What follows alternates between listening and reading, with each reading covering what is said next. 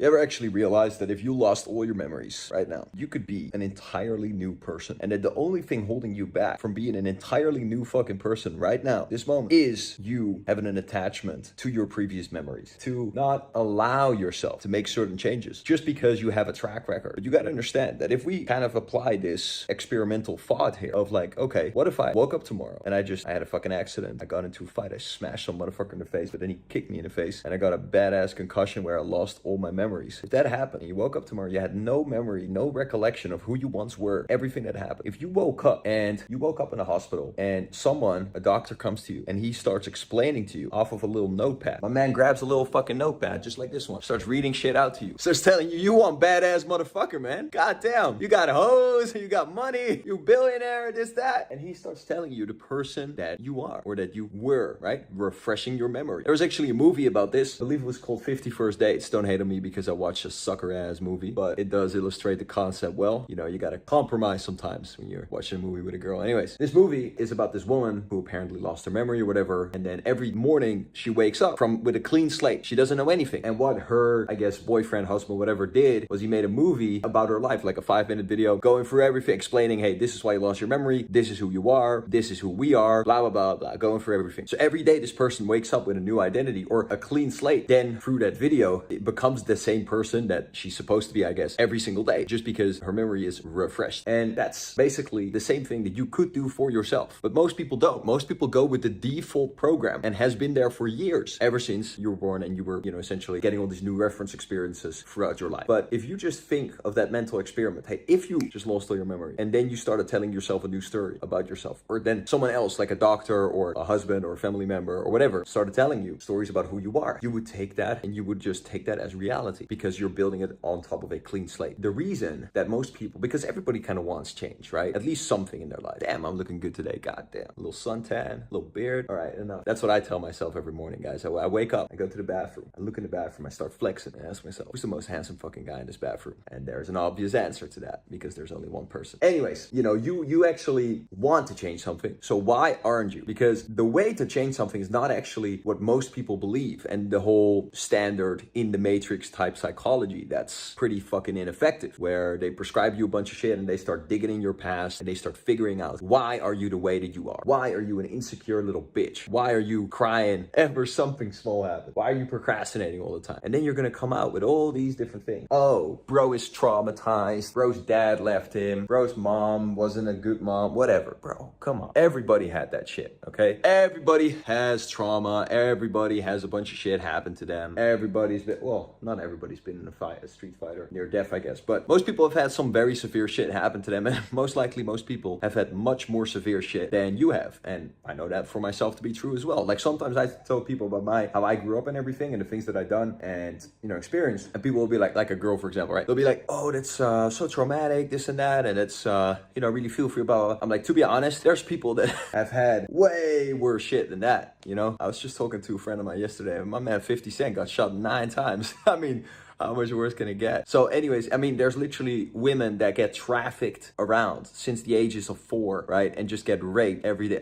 There's just not anything that I can think of that would even come close to that. So you probably just need to chill out with those fucking trauma stories. But anyways, that's what's gonna happen if you go down that avenue, and they're gonna look at the past and they're gonna find reasons. Okay, you're this personality type, you're an avoidant lover and this and that and this and that. Okay, great, right? Very interesting. And yes, it can give you some awareness of why you've done what you've done and maybe what caused you to be like that. But even if you find out what caused you to be like that, let's say your mom, your dad, whatever, they gave you a little slap on the face, maybe a little slap on the ass cheek, right? When you did something a little bit naughty, you little naughty ass bastard. And now you're like, oh, that's why I'm now avoidant of love and this and that. Okay, great, right? But what does that actually do for you? Does that help you with anything, right? Now you know potentially why that happened, and maybe you're even pretty sure that it happened because of that. But now, what does it do for you, man? It doesn't actually change you, right? It's just actually digging into the past more, and it's just focusing on that, right? Whereas what you could also do is flip that shit right around and just look at the future and think about, what would I want to change, right? Okay, so let's say that you do need a level of awareness of what you currently are, right? So you do need to ask yourself, okay, what identity, what self-image, what self-perception, what place am I being, right? What place am I coming from every day when I wake up? Well, I know that I'm a bit of a procrastinator, okay? That's where I'm coming from. I'm just basically pushing things on. Let's take that as an example. example. Then you ask yourself, okay, is that something I actually want to be? So that's your default program, right? You're being a procrastinator right now. That's what you are doing and being at this moment. That's the place that you're coming from in life, the personality that you're coming from in life. I'm just giving you analogies to make it sink into your subconscious. So then secondly, you ask yourself, is that what I need to be to get the results that I desire? And if the answer is no, then we need to change that shit. And then the third question is going to be, if the answer is no, okay, what would be a workable personality for me to achieve my goals? Right? So let's say that you're at point A right now. And if we do a business example, you're making like 10 grand a month, right? And you want to get to 100 grand a month. Is a procrastinator realistically going to get from A to B in that scenario? Probably not. You're going to ask yourself, at point B, what personality would I have if I would have realized those results? And you're probably going to say someone who takes action relentlessly, right? Someone who just does it as soon as it comes up, whether that's making my bed, whether that's,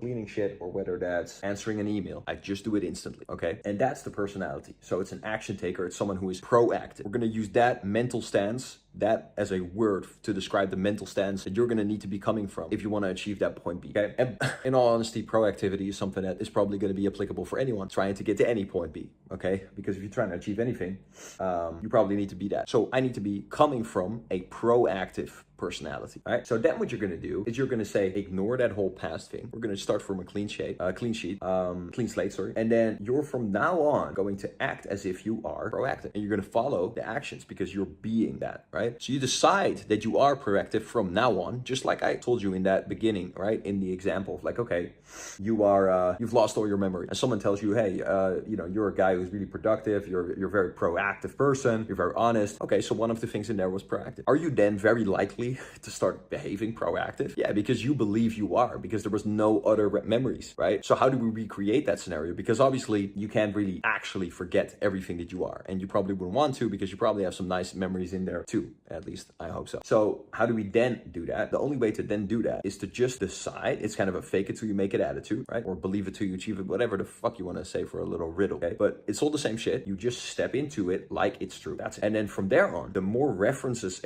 experiences that you go through and that you create as if it is true, the more it solidifies in your subconscious mind, okay? So the woman who I told you about in the movie, obviously for her, it only took a 3 to 5 minute video that her husband put together with some slides to get into this identity, because there was no other resistance, right? There was no other stuff. So for you, what it's going to look like is not like that. It's going to just be in those moments, you're going to be able to maintain that for like a couple minutes first, right? And then it's going to be a couple hours that you're going to be able to maintain a proactive attitude and identity right away. And then you slip into default mode, and then you snap yourself out of it. As soon as you slip into default mode of being non-proactive, you say, not that, and you shift, okay? And you consciously interject the path that you were going down. You interject and you switch to a different train track, and down that train track of proactivity, and then shift into that personality right away. Oh shit, no, not that. Shift into the personality of being proactive, and then boom, take the first action. That's how you do it. You can do this with anything. You can even do it with, like, if you're out and about and you want to shift from being fearful and being, hesitant, pulling back, you want to shift into being confident and active, then you can just make that shift like that. And I'll tell you a quick example. I've told it in a previous video, so I won't make it too long, but I happened to be talking about this yesterday because I was sparring a guy. I was helping him prepare for his competition, a team member of mine here, and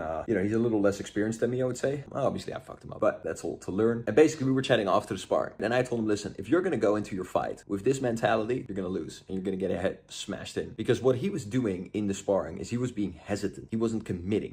His focus point, his mental stance was to not get hurt. His mental stance, but in a way where it was fearful. His mental stance was hesitant. It was back. So I felt zero intimidation from him, which makes me only better because I feel more safe and confident, and I get access to my potential more. Because if you're very comfortable, then you get access to more of your potential. Just like if you're talking to your brother versus if you're talking to someone that you're a fan of, right? You're less comfortable, so now you can't be yourself and as witty. So at least with most people have that. That's just an example. So with him, he was acting like that. Now that obviously is going to come out more if you're sparring someone who's better and better and better, but you still need to maintain a attitude of like, I don't give a fuck, right? And just a forward attitude and just an intimidating attitude instead of being intimidated. So I told him all that, and frankly, I don't think that the guy is really going to apply it. He just doesn't seem like he has it. He doesn't look like he has it, but maybe he'll make the change. We'll see. So anyways, I just told him, like, look, either you decide that you're going to go into any sparring and you're just going to come forward, and it's not physically necessarily. You can still go backward and still be the intimidator, but you can't go into sparring sessions continuously and just be intimidated. You can be intimidated, but you can't show it, and you can't actually act on that. And I told him this story. I'll keep this real short, this one, because I've told him before, but I told him this story when I was in Mexico, which was a bunch bunch of months ago, and I was sparring a guy who was 23 in the world. You can check it right now. He's called Julio Avila or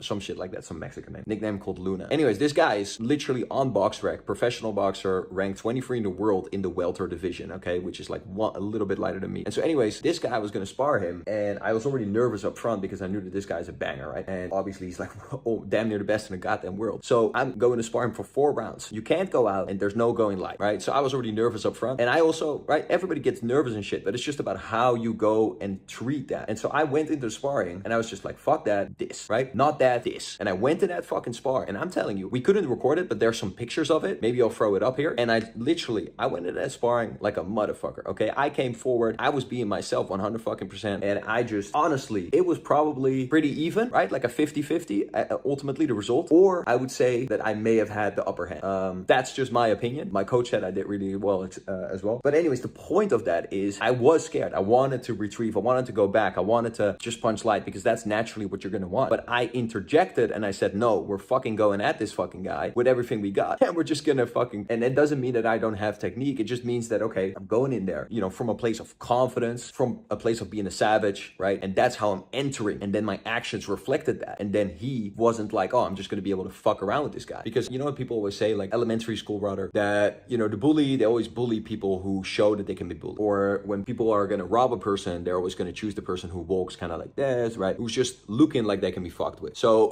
once again, that is the same in a boxing ring. Like if you show that you can be fucked with, you show any level of intimidation or fatigue or whatever, the guy just increases in his ability by that much because it's a psychological thing. He gets his winner effect activated. And we can go into that a little bit, the winner effect, because this ties into what we talked about before with, you know, your identity. If you start getting those reference experiences, even if they're very small, of like, okay, you actually embodying that quality that you need and want to embody in the future, that you're going to develop this winner effect, right? And the winner effect essentially means that small wins give you dopamine and serotonin boosts, just like a cup of coffee or something like that, right? Something small. So no ecstasy, MDMA, guys. Don't get crazy on me, right? It's not the weekend yet. But anyways, it is actually Saturday here. So the wins like that, they give you a small dopamine boost and serotonin boost, and that allows you to access more of your capabilities. That allows you, like, you know, when you're just feeling yourself, whether that's in a social scenario or a business scenario, like when you just closed a couple deals and now you're going in the next one, just so confident, you're just really fucking in flow. You're feeling your fucking self, right? That feeling is called the winner effect. And you want to cultivate that as much as possible in every scenario in your life, right? And you do that by having small wins to medium wins to bigger wins. But they're all wins. And the problem is, to get a bigger win, it usually takes a winner mentality. Like you usually need to be kind of in the flow of things to make that happen. And so it's kind of hard to go for the biggest win right away. So let's say that you've been procrastinating a lot, and now you're just going to think like, oh, I'm just going to fucking crush a 12-hour workday, you know, and you've not done shit, right, for a while. Then that's going to be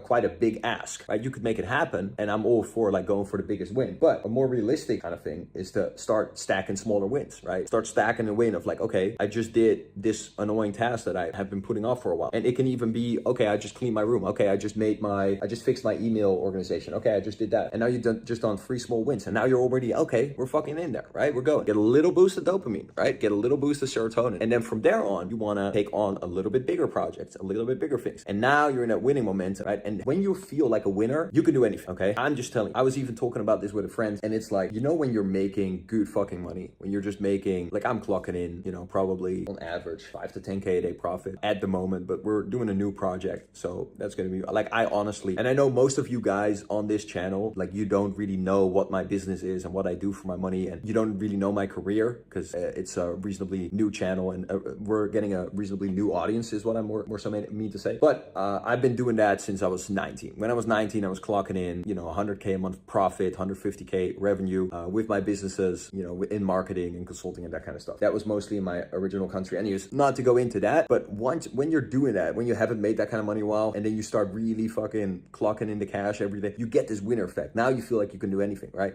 So if you're not there yet, you can actually visualize and step into that, right? How would you feel if you were just waking up to Stripe notifications of getting paid out 10 grand, you know, 10 grand a day, whatever. And even if you have had wins like that, then you can kind of associate to that win and just increase it to make it more real for yourself. Because if you think about decisions, you need to be deciding things. You need to be thinking and deciding things from that place where you are already in that winner effect feeling, in that successful feeling, okay? Because if you decide things from that place, then you're going to get to that place because obviously you're deciding as the person who is at that place. You get what I'm saying? Let's zoom in on this. You're deciding as the person who is already at that place mentally. Therefore, it's physics. You would have to get there, right? Because that person is already there. But you got to learn to really think in hypothetical scenarios, because most people are absolute fuckwits with this, right? And they just can't even, they're just too fucking stupid to even think of a hypothetical scenario, right? I'll give an example. Like, I always talk to my friends about this, right? I have a lot of successful friends, and obviously these motherfuckers, often enough, they're like, okay, I got this girl that I really like. And then I'm like, listen, man, you're gonna grow so much over the next year, 2 years, 5 years, whatever, and you're gonna have all the options in the world. I wouldn't lock it down right now if you're not really sure about it. And they're like, oh yeah, even if I get there, or they're just like all loved up and stuff. What happens?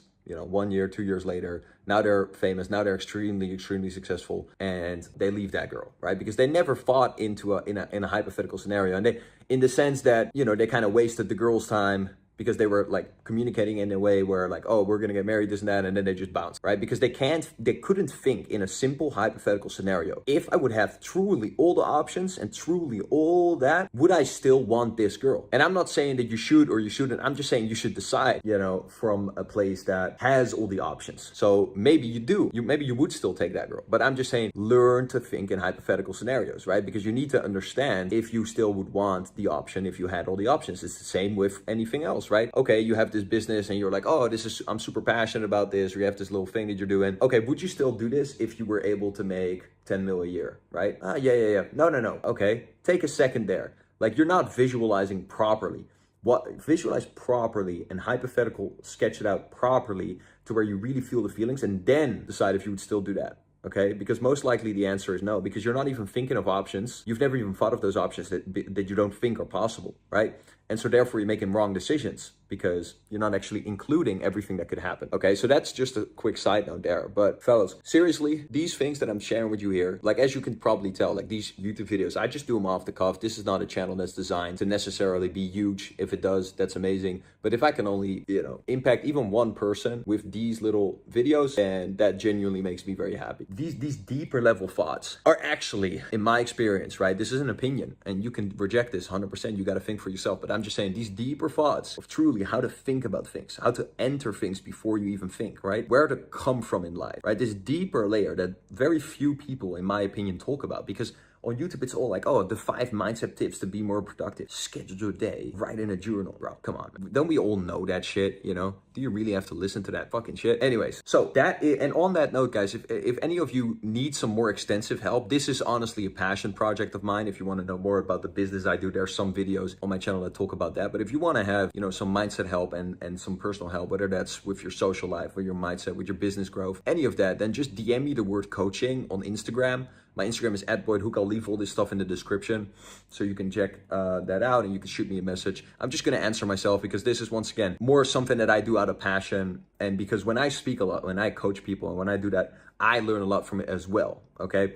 And so that's why I do this, but this is not my main kind of company and thing that I do for money, as you could probably tell with the production quality that we've got over here. Anyways, going back a little bit to what we were talking about in the beginning of the vid, let's do that, because that memory thing is so vital that you really understand that you can recreate who you are at any point in time. But a lot of people have resistance to that, and that simply is because you're thinking about all the you have this track record of not being like that, and it's very painful for humans to act differently than we think we are, right? So it's not going to be easy, and it's even harder to act differently in front of people that expect us to be a certain way. So if your friends know you as shy and guy who doesn't really talk that much and is not really outgoing, etc., and then all of a sudden you start acting like you're the motherfucking G over here in this bitch, then yeah, they're going to be a little bit like, okay, man, you're not really this. Like, if you just think of this as well, like, one of the most cringe things is people that try to be something they're not. Just people who you can clearly see, dude, you're not that, man. Just be yourself, and that's cool enough, right? That's actually cool, but you're not that. People who try to be something that they're not. But that is just something that humans don't like. I'm just saying it's very cringe. It is. But that shouldn't actually necessarily stop you from doing it. The reason it's cringe, the reason we don't like that, is because it all goes back to evolutionary psychology. When we were cavemen, so way back in the day, right? Thousands of years ago, our mind mind basically was designed to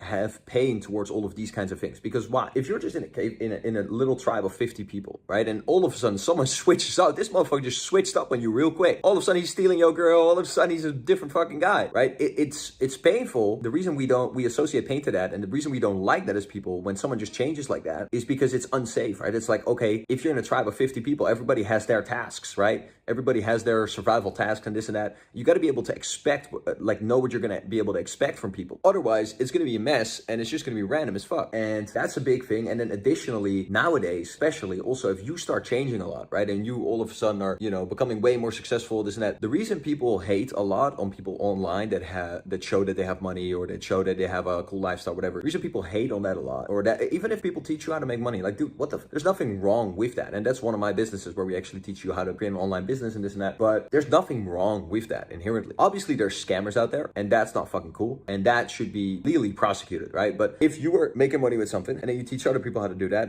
there's absolutely nothing wrong with that. And it's completely ethical and it's actually, you kind of should do that because you're like helping people. If they're making an ROI and they put in the work themselves, then yeah, fucking there's nothing wrong with that. But a lot of people hate on that kind of stuff because if that were to be true, they just want to call everybody a scammer, which is also not fair. Because if it were to be true that you could really do that kind of stuff, then they would have to now acknowledge to themselves that they've wasted years of their life, a lot of money probably. Yeah, they've just been in a position where they would have to accept a lot of sunk cost. They've been fucking up for a long time now. They would have to accept that. So it's much easier to just say, nah, that's all bullshit. They're scammers, right? And just hate on it. Because that allows you to circumvent that whole feeling. And additionally, it's not only about the past, it's also about the future. If they were to acknowledge that that could be true, then they would now have to start taking rigorous action to actually make that happen. Because if they wouldn't, they would know that there's a possibility, but they are not doing it. So now they're feeling very bad about it. So there's a lot of reasons why people act. There's always reasons why people do things that they, do the things they do and why people act the way they act. So anyways, bringing it back to you, that's why it's kind of difficult to change and remain in the same kind of social scene and social circle. It is 100% possible, but you're going to have to push through that discomfort. And it's definitely easier for you to move to a place where you don't even know anybody. So let's say that you're from a small town or you're from just a different, smaller country. Like I'm personally from the Netherlands. I grew up close to Amsterdam. And then I fucked off to Bali when I was 18, when I was making my first 4K a month. I had been 6 months in Bali. And then after that, I went to LA when I was making about 30K a month, 25 to 30 in profit. And so, those things really helped me to cultivate my own identity and to grow me as a person, because I was really out of all of the people that I was attached to, and that I was like a location, especially together with all the people that were there from there, makes it very hard for you to all of a sudden start switching up on people, right? All of a sudden start acting differently, because all your habits and all of your identity and all of your traits, they're kind of linked. As humans, we link things together. Our brain is essentially an anchoring machine. How we learn things is simply by, okay, A is happening and B is happening, so that must be linked, right? Okay, I push the door down and now it opens, so that's linked. Push the door down and it opens, right? Now I learned something, okay? If I do this with my mouth, it make this sound. Okay, if I do, you get it? If I was very young and I got bit by a dog, and that shit fucking hurt, then now I'm scared of dogs because I linked dogs and pain in my motherfucking arm, okay? Scared of dogs. So that's how things work. It's actually quite simple if you really break it down, how the human mind operates. Anybody that tells you, oh, it's over complex, this and that, nah, that's all bullshit, because that's just, look, obviously there's complexities to it, but to change things, it's quite simple. It's just not easy, because we all know that if you start let's just go with the dog example. Let's say that within your personality, you're scared of dogs. What's the way to get rid of it? You have one very big reference experience that shows you that dogs are very fucking scary. So we're gonna have to overcome that. Now we can do that by doing some mental processes, and I actually have studied NLP, hypnosis. I'm a master in both those things, meaning I've completed those things, and educations and all of that kind of stuff. And I used to coach people in that, etc. So you can do these mental things to kind of dim the light, right? And to dim it down, the intensity of that event, and that'll make it easier for you to then now get over that fear of dogs. But I'm just gonna tell you that even without any of that, because sometimes people say like, oh yeah, the only way to get rid of something is to do it in hypnosis, otherwise it doesn't work. That's fucking bullshit. And you're just limiting people, because you're just trying to get fucking clients or fucking get people to pay you for your shit, because you think that if they think that the only way is hypnosis, then yeah, they need you essentially. That's not true. That's a very limiting thought, actually. It's not even empowering at all, because there's always a way to change something just by yourself in a very easy and simple manner. And that is called exposure therapy. If you are, for example, scared of dogs, if we're at that example again, you don't even have to do anything in your mind or whatever. You could just do the following. Let's say that you're absolutely feared of dogs, right? Scared of dogs. What you could do is, first of all, you watch a movie of a dog, right? That's a very nice dog. I actually got a fucking example for you. There's this movie called Hachi or some shit, okay? I watched it with my family like last year, and just when I was visiting for family time. And it's just about this very sweet dog and this and that, who just doesn't want to leave his owner. It's a very, very lukewarm movie, okay? So nobody's going to get scared from this movie. So you watch that movie, okay, now you've had a little bit of a positive association with the dog. Now, yes, it's a movie, but that's still, your brain doesn't see the difference necessarily as much. So it's a little one. Then the next step is going to be get a fucking toy that's a dog, right? Then the next step is going to be get just the sweetest dog you could ever see and just look at the dog, right? And then the next step is going to be, anyways, you just build on the ladder of difficulty, and then you're going to just have your friend bring over his super safe, super sweet dog that can never hurt you, and you play with it a little bit, and you just take it step by step, and now you're not afraid of dogs anymore. And the best thing you could do, obviously, is you want to just keep reinforcing that, right? Until it's like fully locked in. So it's not just you do it in one day, that you could overcome it in one day, but the best thing is to just keep doing that. So, you know, once a week, you keep seeing dogs and stuff like that, and touching dogs, and you're going to be rid of that fear. So that's the most simple way of building something new, because people think, oh, I need to dig in and I need to eliminate the bad roots, right? People also give analogies to other people, right? People that speak about things online, they give analogies, and analogies can make things seem true, even though the analogy makes absolutely zero sense necessarily. That's a very important thing for you to understand. Like, the fact that someone just told you a perfect analogy doesn't make it true at all. Like, you could say, oh yeah, because a tree has its roots and that's what's supporting the tree, so therefore if you want to change something, you actually need to change your roots. It makes sense, doesn't it? Right? Because it's like, oh yeah, well, a tree also, like, you can't change the tree if you change it. You get what I'm saying, right? I can't think of like all the analogies that people use now. The point that I'm trying to make is clear. Meanwhile, the actual truth, I just got to relax my hand here, fellas. The actual truth is that I'm going to give you a different analogy. And once again, you don't have to believe this because it's just an analogy. So it doesn't actually make any sense, but it's just for you to visualize it. You know, if there's like some dirty water somewhere and then a fucking tsunami happens and goes over that area with the dirty water, what's going to happen to the dirty water? It's going to flush away, right? Why? Because the tsunami is that much bigger and it just washes over the other stuff. That's what happens when you just do the dog approach that I just mentioned. You kind of override any previous program that was there. You don't have to actually go in and take that out. The way to do that, the most simple and most effective way that I have found, as I'm saying, right? I got to keep it to myself because, like, as I'm saying, these other people, they're talking about a lot of shit that speaking of it as facts when it's really not even true, to be honest, in my experience. So once again, you don't have to go dig into your past and get all these things out. You need to focus on what is going to be the opposing character trait or opposing belief or whatever, and install that. Because if you install the opposing belief, what's going to happen to the limiting previous belief? It's going to be overridden by that, because you cannot be not scared of dogs and scared of dogs at the same time. How the fuck does that make sense? So what would be the most, I mean, guys, do we even have to fucking talk about this shit? Come on, man. And obviously I'm talking about scared of dogs, but that's just one example that's simple, but it can be anything, right? It can be scared of public speaking. It can be scared of being rich. It can be scared of anything. So what's the best way? It's just to install the new one, right? Because then you save yourself this whole fucking job of being a goddamn detective of your own mind and having to go in and think about everything endlessly and talk to some goddamn 45-year-old therapist for hours. Now, I'm not saying that it's wrong to talk to a therapist or whatever. I personally don't. But I also have conversations with my best friends that are extremely successful, this and that. And I do believe, even as men and women and this and that, it's good to kind of like have conversations about stuff and kind of speak about shit. Hey, man, how do you feel about that? Like, what do you think about this? Etc. Right? It's good to like talk things through, but I'm just saying it's not necessary for change. Okay? So anyways, that is just a really important point. All you need to do is identify what you currently have or, experience, and then find what is the one that would be workable for my desired results in my life. And then you're going to go and install that. And you can do that by creating reference experiences. Now, if it's too difficult for you to create a proper reference experience, we're just going to stay with the dog example here. If it's too difficult, if you can't even watch a movie before you get a fucking panic attack, what are you going to do then? You can just literally think, or if you don't have a movie about a pretty dog, right? You can visualize a dog, okay?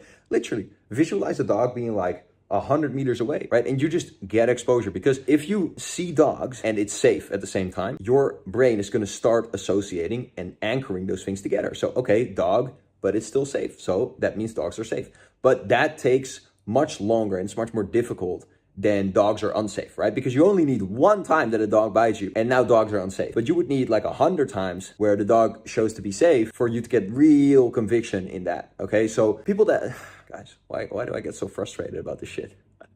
is because I don't think it serves you. But what I'm about to say is what I'm referring to. People say like, oh yeah, an affirmative thought or like a positive thing is always more powerful than a negative. That's such bullshit. That's just such bullshit because our brains are designed to avoid negativity, right? So your brain is not gonna accept you dreaming about a dog once, or you watching one little movie about a dog and then releasing its fear of dogs because it's trying to protect you, right? It needs proper evidence before it's gonna allow you to do that.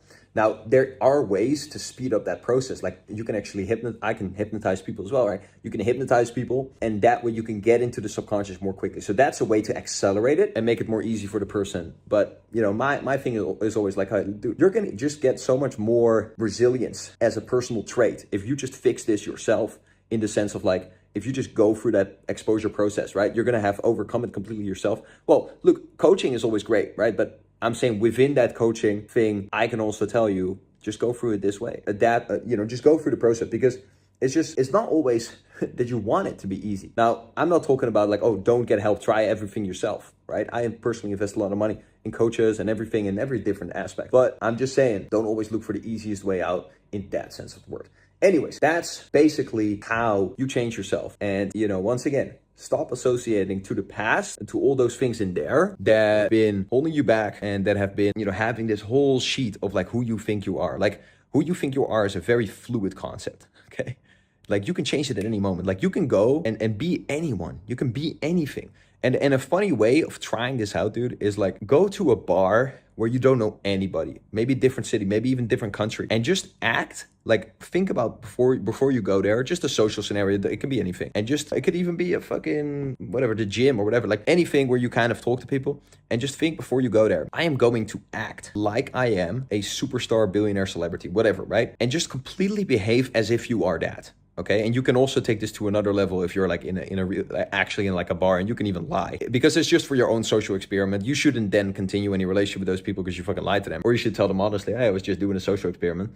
But anyways, you can lie, you can do whatever, and just see how that feels, right? And just give that a fucking try, because I'm telling you, if you learn to like shift your identity and shift your mental stance, once again, your self-perception and where you're coming from, that is going to be the most powerful fucking thing in your life. Like I'm telling you, because who we are as a person is what our reality is going to be. So if you're able to change that, that's the biggest fucking leverage point that you've got. So anyways, I give that a try and see how it feels, right? Just be someone completely different for just 1 hour, just a couple hours, right? And give that to yourself as a challenge. And then from there on, you can obviously start building on that. And look, this is not to say that you're going to actually go throughout your life lying to fucking people and pretending to be someone you're not, right? But it's just to say that you're going to evolve in different traits. Like I think we all know with a normal logical fucking sense of logic. So give that a try, do something like that right now. Besides that, go grab a sheet of paper and write down who are you as a person. And you can also make it specific to a context. Who are you in business, right? And being at your point A, by where you currently are, who have you been to be where you are, right? So, okay, I've been a person who's not proactive. I've been a person who is procrastinating. I've been a person who is not thinking wealthy thoughts, whatever, right? And then who would I need to be? I already told you this, right? At point B, who would I be if I had that result? And then bring that motherfucker right to the present, okay? And just realize that you can be anyone. Literally, if you want to just become a fucking rock star, if you want to become a badass motherfucker, if you want to become a billionaire, if you want to become just whatever kind of personality you could think of, you could actually become it. There's nothing stopping you from doing that. Because I mean, look at this. These days, you can even become a transgender, okay, a human rights defender. I just saw that video recently. That thing fucking cracked me up. And anyways, that is the point that I will leave you fellas on. Once again, if you want to have some more information, or if you want to have a chat with me, just shoot me a DM on Instagram. I'll leave it in the description.